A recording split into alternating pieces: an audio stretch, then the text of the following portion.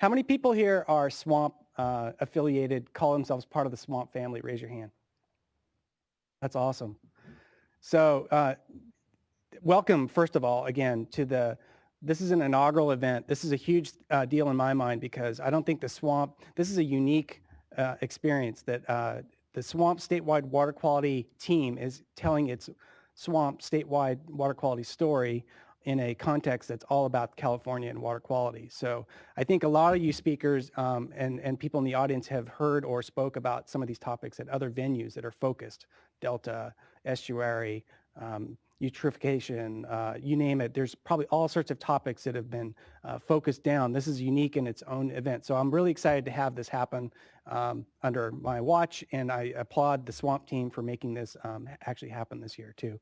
So the other thing that's unique about this that I want to point out is it's meant to be a transformational event. This is not just a let's talk about swamp and let's talk about what we have learned this year, although we will hear a lot about that.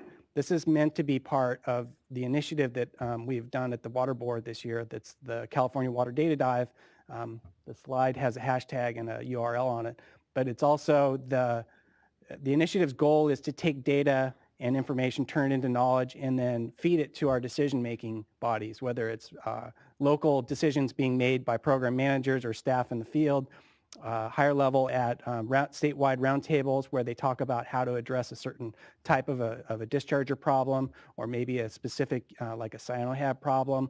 And then even at the higher levels of executive management, especially at those levels, we're trying to feed data into their decision-making process. And so part of my experience has been that this is data science, and it's not unique to water quality science, but the blending of the two is really what's going to make that transformation happen. And so that's why I think it's great that Frank gave that presentation, because it really does show you the kinds of work that you need to do to take that really important nugget of information about water quality and present it in a way that's contextual and meaningful to somebody who's making a decision that might include demographics, might include some private information that has to be brought into the topic too. So it's really exciting to me to see this actually come to fruition. So I don't have a lot to say other than welcome again. Thank you for coming. We're going to get right into the content next. And I'll take a couple of questions if anyone has any, but the Open Data Initiative, this is the third part of a series, so I guess I should cover that real quickly. In March, we had a data fair, which was an open house of our databases, and it was really meant to sort of showcase and learn for ourselves, what do we have? What's in our different repositories of data at the Water Board? And it was very diverse and very interesting, and it was a packed house. It was 130 people, standing room only in the Klamath room, and then a bunch of people online. Fascinating to me that so many people were into our data without having any, we didn't focus it at all. We just said, here's our databases, open house, come and talk to our stewards. So that was really interesting, and I learned a lot about how much programmatic data and other repositories of water quality data we have within the Water Board. The second event was a challenge where we had a competition. We framed it with 3 databases, and we took 15 data sets out of those 3 databases. The databases were the California Environmental Data Exchange Network, CEDN, California Information for Water Quality Systems, I think, sorry, CWIX, I always bungle the CWIX acronym, and then the Stormwater Multiple Application Reporting Tracking System.